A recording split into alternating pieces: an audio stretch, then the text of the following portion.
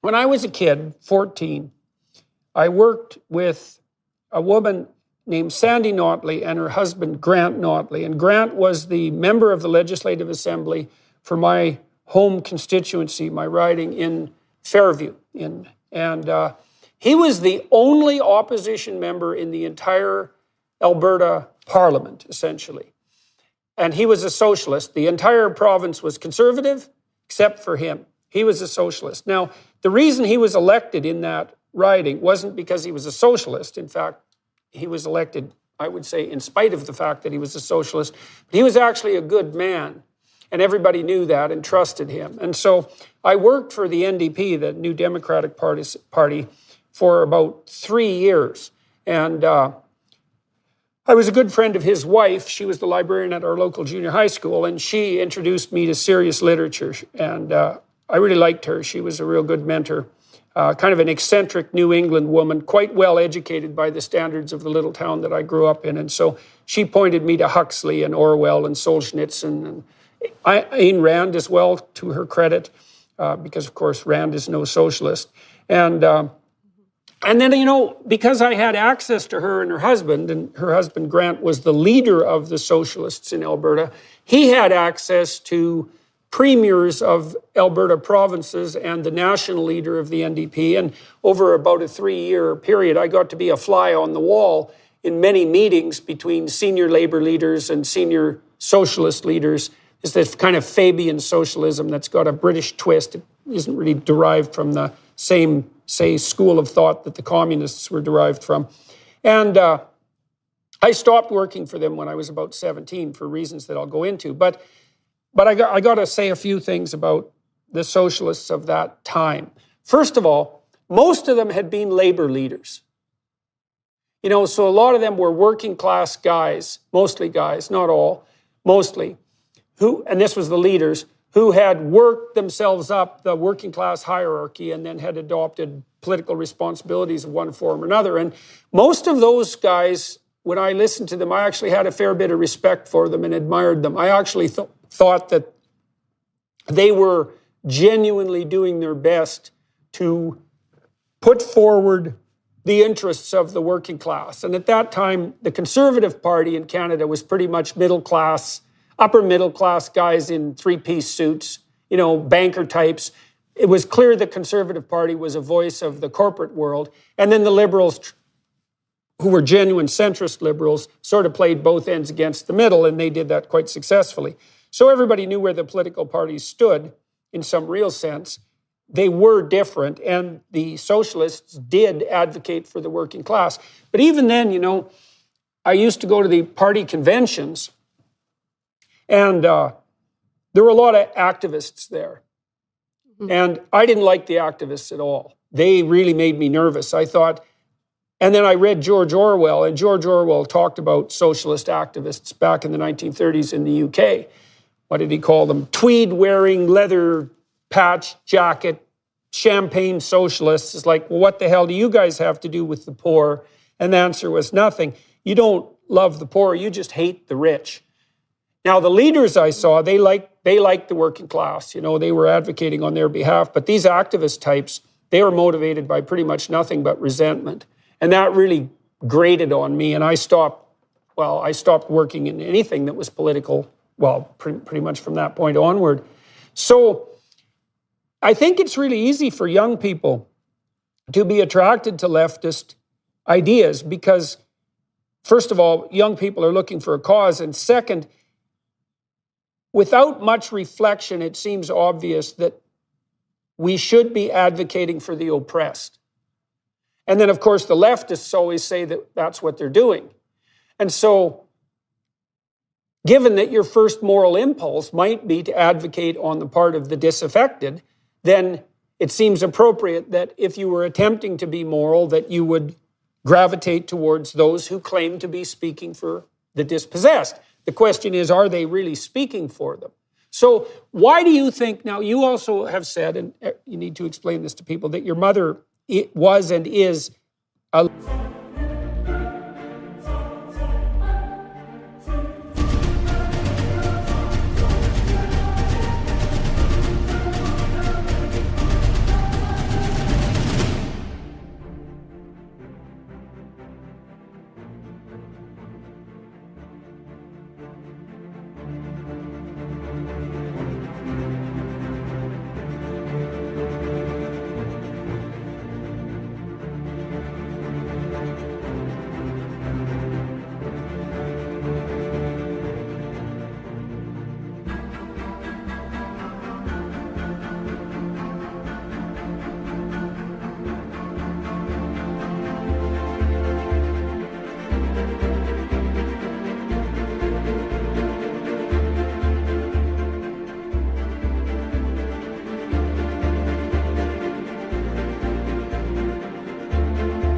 left-wing political activist.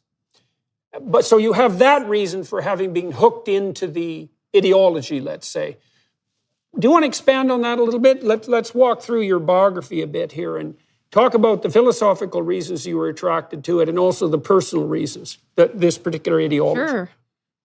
Yeah, absolutely. So I was raised by a single mother for much of my life. My parents divorced when I was around 6 years old. So my mom took care of me and two siblings. And through her single motherhood, really, I was super involved with her work. If we got a day off school, we were going to go to work with mom, and I was going to see exactly what she was doing. And what she was doing was fundraising for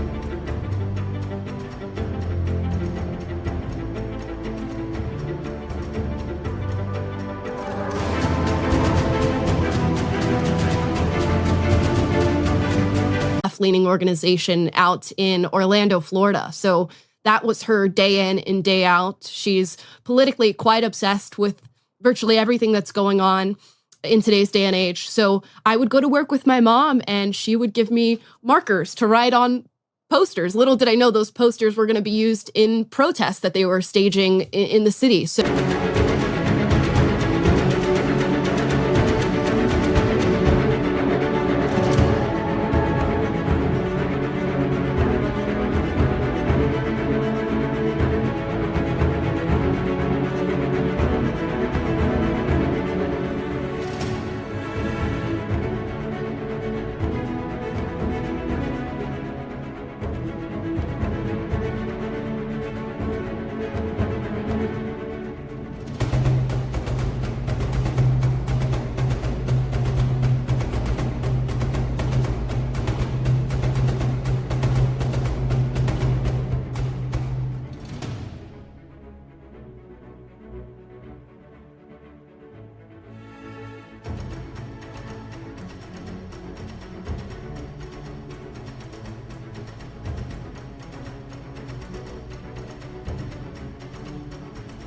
So very deeply entrenched in that from a really young age. And my mom happens to be white, which I don't find to be particularly important, but it is important in that she taught me from a really young age that because I was biracial, life might be a little bit harder for me living in this country due to its history and how that history is reflected in the present. So I think more so than doing good for the world, I was attached to this sense of victimhood, and I thought that it was really pivotal to my identity. So I was a really angry young person. I was getting in arguments all the time with kids who knew nothing about politics, about political issues. And I grew up in a very small rural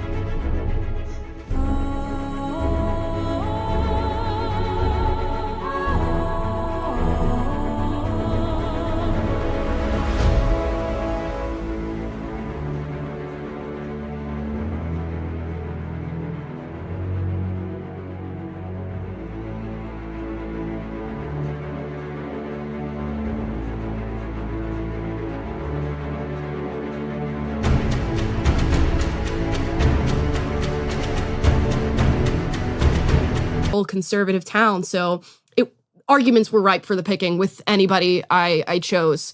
And anger was the first thing that I think got me attached to the movement. But then it was going to my mother's work. And like you said, there was a lot of working class people involved. During the hurricanes in Florida, they would do food banking and give out food to the needy. So it was a lot of very radical policy prescription mixed in with pretty pragmatic helping of people who happen to be lower income and living in lower income communities. So I think I just got my wires crossed in thinking that because we were doing good on a small scale, that meant that these radical prescriptions that we were calling for were also good.